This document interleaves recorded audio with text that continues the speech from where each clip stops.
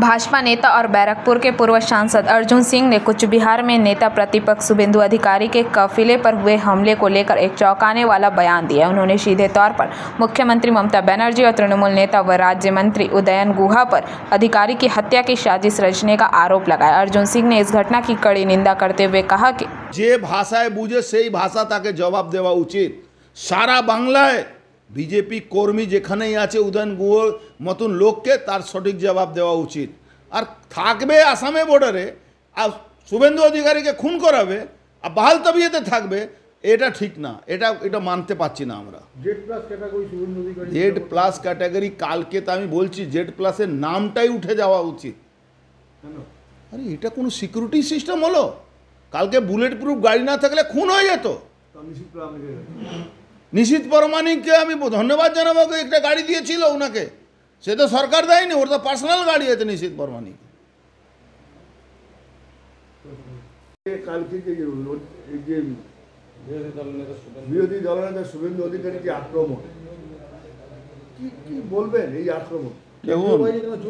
দেখুন মমতা ব্যানার্জি, আমি বহুত আগে বলেছিলাম মমতা ব্যানার্জি শুভেন্দু অধিকারকে মারিয়ে দেওয়ার পরিকল্পনা করছে।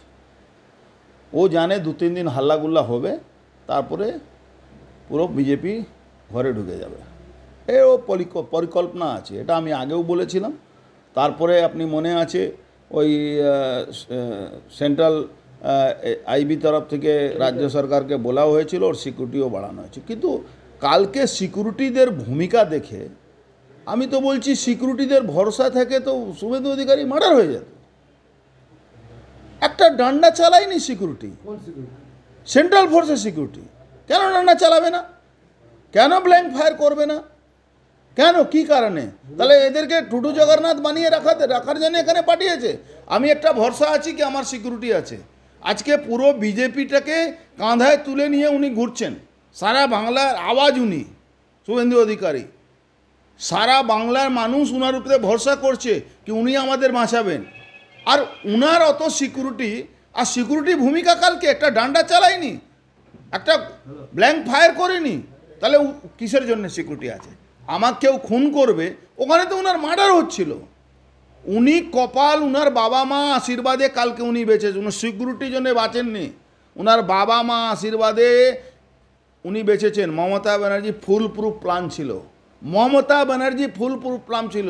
আর তার দায়িত্ব নিয়েছিল উদয়ন গুহ। এই উদয়ন গুহ কে? হরিদাস।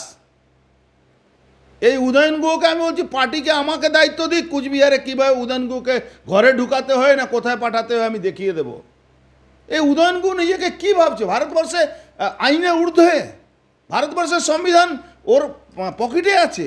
মমতা ব্যানার্জি পুলিশের ক্ষমতা থাকলে যাকে তাকে কখনো নিশীথকে মারছে, কখনো এমএলএদেরকে মারছে, কখনো শুভেন্দু অধিকারী অত সিকিউরিটি নিয়ে যাচ্ছে, তারপরে তাকে খুন করে দেবে।